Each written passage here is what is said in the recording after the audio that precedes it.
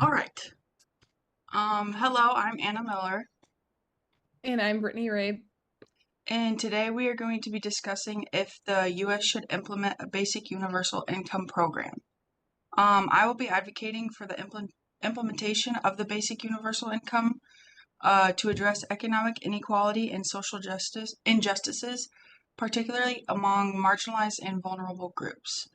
If you don't know what the BUI is, it is a policy proposal where all citizens receive a regular unconditional sum of money from the government, regardless of other income. So, in other words, just a regular payment to all citizens, doesn't matter employment status or the level of income.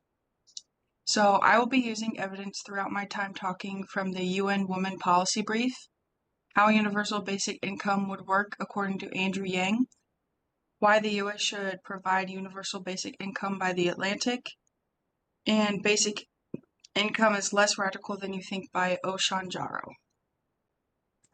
I first want to talk about poverty reduction. So the BUI has been shown to lift individuals out of poverty, providing a stable financial basis, and it ensures that every individual has a consistent financial base. So this can directly address poverty by providing a safety net for everyone. The UN Women Policy Brief also highlights several trial programs that were successful, where the BUI significantly reduced poverty rates. Um, a study done in California showed that recipients used their funds for essential needs, leading to improved financial stability.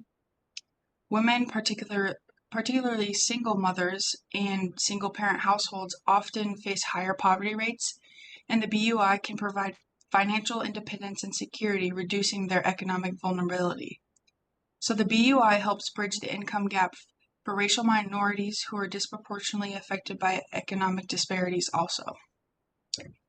The next thing I want to talk about is the increased consumer spending.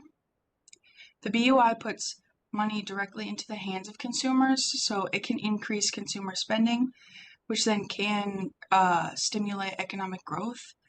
This influx of spending can help boost demands for goods and services, which also then leads to job creation and higher economic productivity. So the BUI can help level the playing field by providing everyone a financial foundation, reducing income equality. Um, the next thing I want to talk about is the mental and physical health improvements. So evidence from the various articles I talked about show that financial security from the BUI leads to lower stress levels, better mental health, and improved overall well-being. As social workers, we know that financial stress is a major contributor to mental health issues and physical issues. So, guaranteed income can alleviate all that stress, leading to better overall health and well-being for the population, and especially in marginalized communities. So, the BUI fosters a sense of security and community, reducing crime rates and promoting social stability. So, this financial security allows individuals to focus on their personal development, education, and career advancement without the constant worry of meeting basic needs. So, to summarize, the basic universal income offers substantial economic, social, and health benefits. It can reduce poverty, stimulate economic growth, promote social justice, and improve overall well being for our communities and our population. Okay, I'm going to be discussing the universal basic income from the opposing side, and I found my information from three articles. More Americans oppose than favor the government providing a universal basic income for all adult citizens, by Hannah Gilbertson. The article Move the Debate from Universal Basic Income to Universal Basic Services by Ian Gao, and universal income may sound attractive, but if it occurred, it would likely increase poverty than reduce it, by Robert Greenstein. Although it sounds ideal, living in a world where everyone is provided with funding to meet their basic needs without any conditional circumstances, such such as work, sounds like an ideal situation. Numerous limitations and problems have been addressed in the research studies that would come from implementing a program such as universal basic income. Universal income is a program where all Americans are provided funding that will let them meet their basic needs, and it requires no incentive in return. And some of the issues that I've found in the articles that I've read is that if it's implemented, the cost would be too high to sustain it. There'd be a disincentive to working, and dependency on universal funding, and a potential worsened level of poverty. So first I'm going to talk about the cost. The cost of implementing a program like universal basic income is insanely high. It's nearly impossible to fund. The cost to support a single year of it would utilize 3/4 of the government's federal budget. This is because there's 328 million Americans, and if you supplied each of them $10,000 a year, it would cost nearly $3.28 trillion. To sustain the program for 10 years, it would cost nearly $33 trillion. With a program this costly, how would we fund it and where would the money come from? Most researchers believe that the money would be paid for by increasing tax rates, but if the tax rates are rising, then inflation could happen and it would increase the price of living, leading to a major decrease in the value of money that's being given. Another issue that I'm going to address is a work disincentive. Most people work for money and to be able to sustain their own lifestyles, purchase food, buy a home. So if you're granted all that money without if you're granted that money without any work, then there's likely going to be less motivation and a decrease in the incentive to work. That that's one of the major concerns that are addressed, that there'd be a reduction in citizens' incentive to work, and without our workers, our government will not be able to function the way it does, and the system would begin to fail due to low staffing and staffing issues. Another growing concern with a program like this is that citizens would grow dependent on it.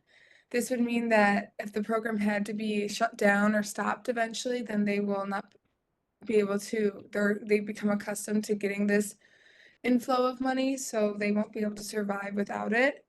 And numerous articles have outlined these points that I've discussed is a key risk for the implementation of the universal basic income. And another aspect to note is that the majority of the U.S. citizens oppose this program. 54% of individuals don't support it. One in one in one in 8 Republicans and 2 in 3 Democrats are against the bill. Additionally, researchers have found that implementing a program like this could cause an increase in poverty instead of decreasing it.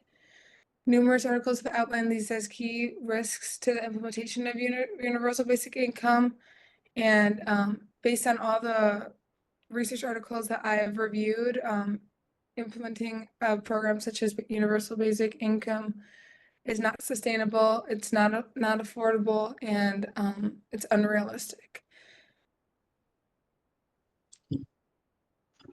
So you argued that the BUI might reduce the incentive to work. However, the evidence from some of my articles suggested otherwise. The research showed that the BUI recipients in those programs that were on trial did not reduce their work hours, but they pursued better opportunities in education. That led to a more motivated and productive workforce. People were able to get the jobs they loved and wanted to do instead of getting jobs that only paid for basic needs. The BUI would pay for those basic needs, so the other income that would come from jobs would just be money that they could use for other things, which this also helps mental health. When it comes to the cost concerns that you talked about, You can fund the BUI through progressive taxation, reallocating existing welfare budgets, and implementing health taxes. Um, Overall, the long-term economic benefits, such as reduced poverty, increased economic activity, would outweigh the initial cost. The studies predicted that the BUI can lead to substantial savings in healthcare, criminal justice, and social services. So, some key points that I just want to bring out were our society has a moral duty to ensure all citizens can meet their basic needs, and so that's really what the BUI really wants to do.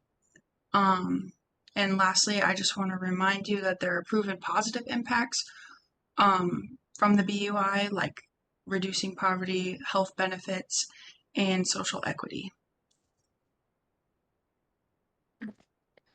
When you discussed your side, I remember you said that it would one of the main things that you're arguing is that it would reduce poverty, but based on some of the research articles that I've read, there's a large possibility, and it's likely that implementing the UBI would increase poverty. Um, because the UBI is aiming to replace the current welfare state, meaning that they would eliminate all of the programs that are given to low-income areas such as food stamps, Medicaid, Social Security, stuff like that. So removing those and then um, implementing a universal basic income where everyone's receiving the same income would actually um, redistribute income upwards. So increasing that would increase poverty and inequality rather than reduce them. Um, and I think, yeah. Perfect.